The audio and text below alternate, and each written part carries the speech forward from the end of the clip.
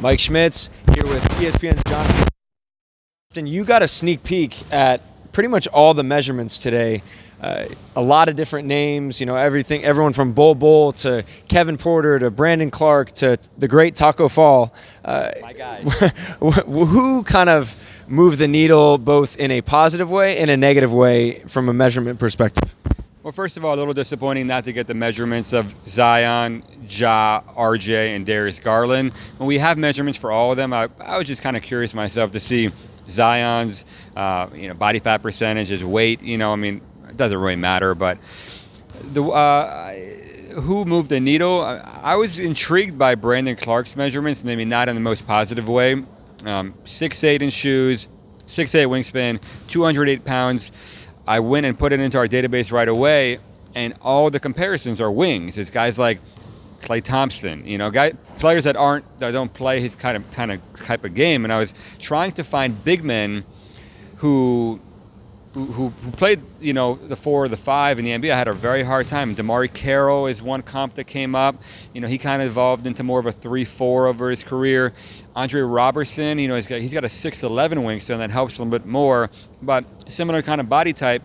What are your thoughts, Mike? Is he going to be able to play small ball 5 at that size? Well, that's the position that makes him so intriguing, right? Because he's not a great shooter. He's not a great ball handler. And so offensively, he kind of does function like a 5. He plays out of ball screens as a diver. He's an offensive rebounder. He's a pogo stick athlete. But I think it's a little bit concerning. We knew he didn't have great measurements. I thought maybe 6'11", maybe 6'8" with the 6'11" wingspan, but an 8'6" standing reach.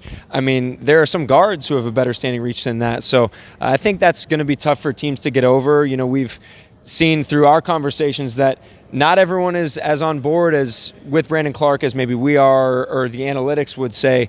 So I don't think he helped himself at all in that regard. On the other side, I think Cam Reddish is an interesting one. We knew he had elite tools, but 6'8", over a 7-foot wingspan. I think almost an 8'10" standing reach, maybe 9.5.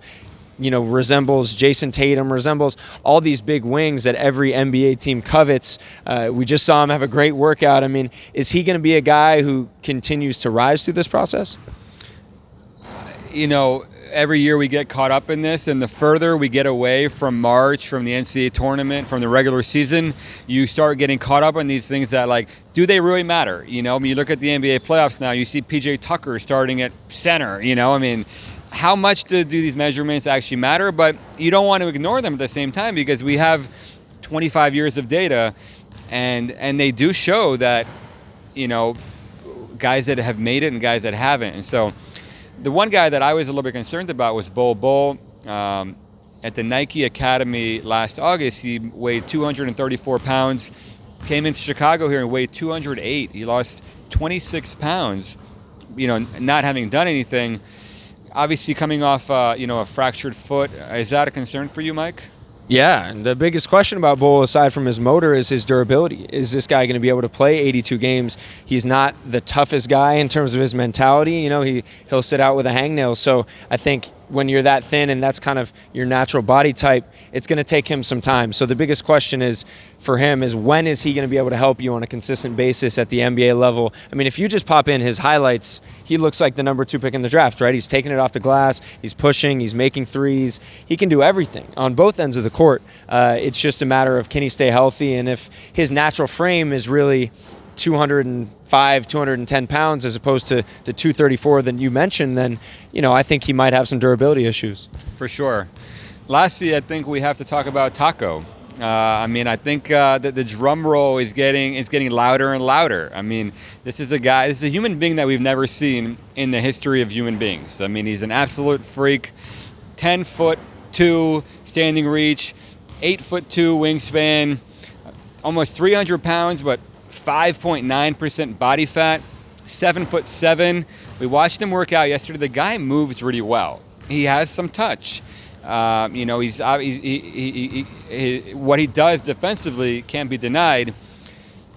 What do you think, Mike? Is there a chance this guy gets a two-way? Or are we going to see him on an NBA court?